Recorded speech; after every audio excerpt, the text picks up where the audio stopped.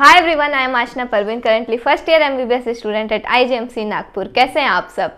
तो आज का वीडियो मैं लेके आ गई हूँ बायोलॉजी के ऊपर, क्योंकि बहुत ज़्यादा डाउट्स रहते हैं बायोलॉजी को लेके, क्योंकि सबसे ज़्यादा आपको पता है 50% वेटेज बायोलॉजी का ही है।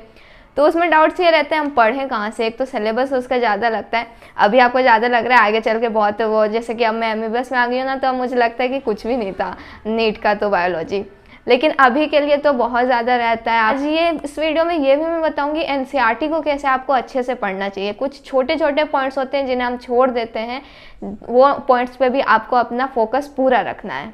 तो चलिए स्टार्ट करते हैं वीडियो को बायोलॉजी के साथ कि कैसे हमें कहाँ से पढ़ना है। तो सबसे पहली बात, आप लोग अगर कोचिंग में हैं तो वहाँ के मॉड्यूल्स भी आपको मिले होंगे, और दूसरा आपको पता ही है कि एनसीईआरटी तो यूनिवर्सल बात है, तो कि बायोलॉजी के लिए एनसीईआरटी पढ़नी ही पढ़नी है। उसके बाद मॉड्यूल्स में क्या करना है, जैसे कि अब जो 11 से जिन्होंने नहीं पढ़ा है, जैसे कि मेरा साथ जो था कि मैं तो 11 से मॉड्यूल्स को पढ़ती थी साथ साथ में, तो वो सही रहा। अब तो टाइम आ गया है, अब आपने नहीं अगर पढ़ा है तो क्या करना है, आप लोग को क्या करना है, आप लोग एनसीईआरटी से थ्योरी पढ़िए पूरी। एनसीईआरटी से थ्योरी पढ़ने के बाद जो मॉड्यूल्स में आपके एक्सरसाइजेस दिए होंगे, उस एक्सरसाइजेस को आप सॉल्व करिए। फर्स्ट, सेकंड, थर्ड जितने भी एक्सरसाइज दिए सारे एक्सरसाइज बायोलॉजी के आपके सॉल्व करने हैं।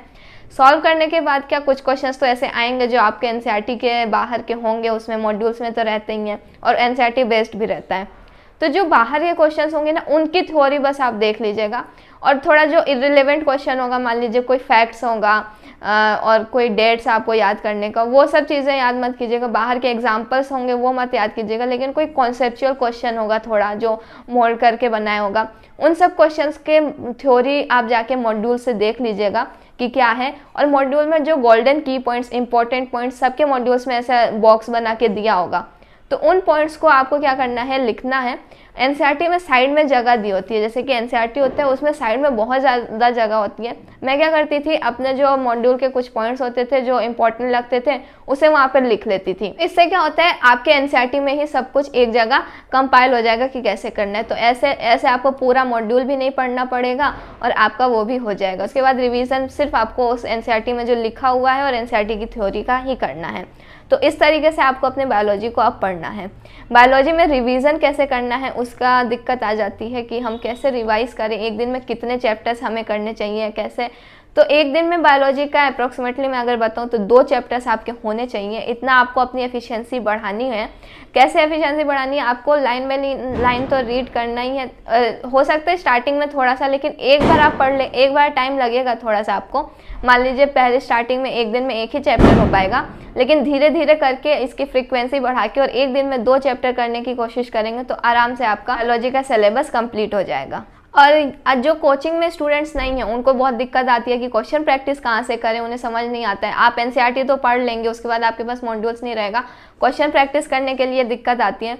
तो एक बुक के बारे में मैं आपको बताना चाहती हूँ, बहुत ही अच्छी बुक जो कि मुझे लगी, दिशा की NCERT extract biology for NEET. ये बुक है, ये सिर्फ बायोलॉजी के लिए नहीं है, ये फिजिक्स एंड केमिस्ट्री के लिए भी अवेलेबल है। ये दिशा की ऑब्जेक्टिव एनसीईआरटी एक्सट्रैक्ट, ये बायोलॉजी का है। सबसे पहले मैं चैप्टर 1 ही आपको दिखाती हूँ, द लिविंग वर्ल्ड।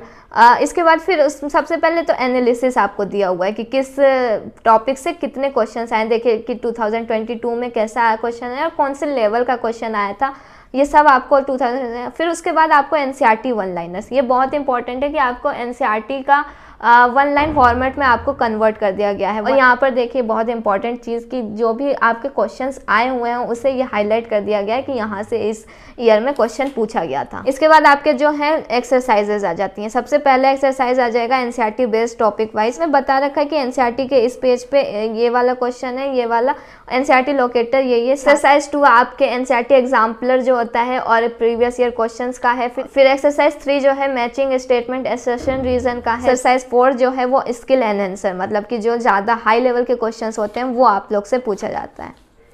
और फिर उसके बाद सारे सॉल्यूशंस आपको यहाँ पर दिए हुए हैं आंसर की के साथ। तो इसमें 6000 प्लस क्वेश्चंस ऐसे दिए हुए हैं, और ये काफ़ी अच्छा लगा मुझे कि इतने सारे क्वेश्चंस प्रैक्टिस करने से वैसे ही आपके कॉन्सेप्ट्स पूरे क्लियर हो जाएंगे। और इस बुक का जो लिंक है वो मैं आपको डिस्क्रिप्शन में प्रोवाइड कर दूंगी। और बहुत सारे स्टूडेंट्स बोलते रहते हैं पढ़ाई के वक्त पे भी हमारा फोकस नहीं हो पा रहा है, एक मोटिवेशनल स्टोरी में एक जेई एस्पिरेंट के बारे में आपको बताऊंगी। इस बुक में जब दिया हुआ है कि कैसे कैसे उसने मतलब अपनी प्रिपरेशन को स्टार्ट किया और कैसे कैसे ऑब्स्टेकल उसके रास्ते में आए, लेकिन फिर भी उसने अपना फोकस कैसे रखा। इस बुक से कई सारे बेनिफिट्स आपको होंगे, जैसे कि आप फोकस नहीं कर पाते हैं तो उससे आपको होगा, डिस्ट्रैक्शंस आपके होते हैं, आपकी एफिशिएंसी इससे बढ़ेगी कि हमें कैसे ज़्यादा से ज़्यादा पढ़ना है, कैसे अपने फोकस रखना है।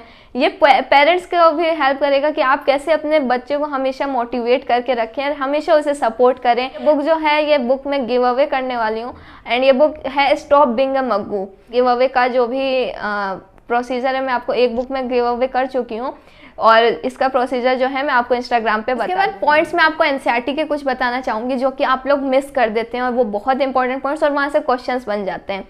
सबसे इंपॉर्टेंट पॉइंट पहला मैं अगर एनसीईआरटी की बताऊं तो वो है समरी। समरी जो दिया रहता है हर चैप्टर के बाद में वो बहुत इंपॉर्टेंट होता है। कई बच्चे उसे स्किप कर देते हैं कि क्या ही दिया होगा, उसी का छोटा वर्जन होगा वो चैप्टर का, बट ऐसा नहीं है।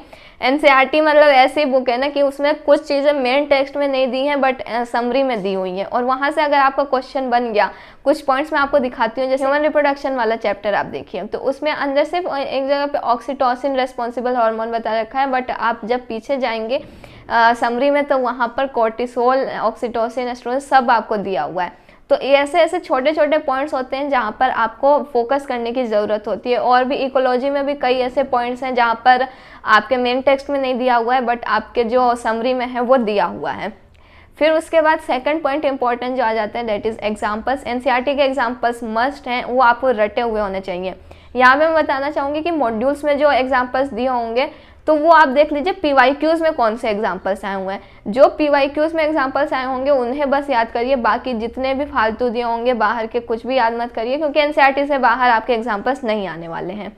इसके बाद थर्ड इंपॉर्टेंट पॉइंट आ जाता है डायग्राम्स। डायग्राम्स एनसीईआरटी के इंपॉर्टेंट होते हैं। माना कि अब डायरेक्ट डायग्राम्स पहले जो था 2014-15 तक डायरेक्ट डायग्राम्स से क्वेश्चन आते थे, लेकिन अब डायरेक्ट डायग्राम्स नहीं आते, लेकिन डायग्राम्स में जो इन्फॉर्मेशन दी होती है उसको कन्वर्ट करके आपके थ्योरेटिकल फॉर्म में फिर वहाँ पर पूछा जाता है। नेक्स्ट इंपॉर्टेंट पॉइंट जो आ जाता है दैट इज़ कि आपको जो साइंटिस्ट डिस्क्रिप्शन, हर यूनिट स्टार्ट होने से पहले एक साइंटिस्ट का डिस्क्रिप्शन दिया रहता है तो उसे भी पढ़िएगा, वो भी बहुत इंपॉर्टेंट रहता है। उसमें इकोलॉजी से पहले जो एक दे रखा है फादर ऑफ इकोलॉजी, वहाँ से पूरा बहुत सारे उसमें ईयर्स भी दे रखा है कि किस ईयर में कौन सी मिनिस्ट्रीज सेटअप हुई थी, तो वहाँ से क्वेश्चन बन सकता है। एक क्वेश्चन तो बना भी था 2019 का, आपको अगर पता हो, रामचंद्रन प्लॉट, जो कि पूछा गया था प्रोटीन से रिलेटेड या किससे रिलेटेड, प्रोटीन से रिलेटेड था वो, तो वो भी पूछा गया था, वो वही साइंटिस्ट डिस्क्रिप्शन में से पूछा गया था, तो उसे स्किप मत कीजिए। इसके बाद नेक्स्ट इंपॉर्टेंट पॉइंट आ जाता है ईयर्स। ईयर्स दिए रहते हैं आपके बायोलॉजी में कि किस ईयर में कौन सा एक्सपेरिमेंट हुआ है या क्या एक्सपेरिमेंट किया गया है, किस साइंटिस्ट के थ्रू किया गया है।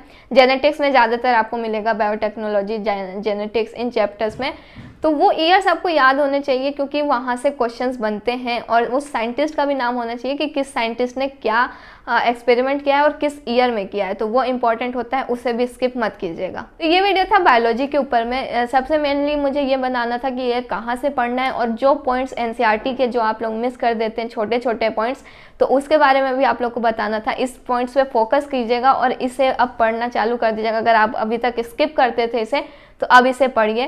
तो आई होप आपको ये वीडियो अच्छा लगा होगा और अगर आपको मुझसे कुछ भी पूछना है या किसी चीज़ पे आपको वीडियो चाहिए तो आप मुझे कमेंट सेक्शन में बता दीजिए या मुझे इंस्टाग्राम पे मैसेज करके पूछ सकते हैं कुछ भी। अगर आपको ये वीडियो अच्छा लगे तो इसे लाइक कीजिए, शेयर कीजिए एंड मेरे चैनल को सब्सक्राइब कीजिए। Thank you so much.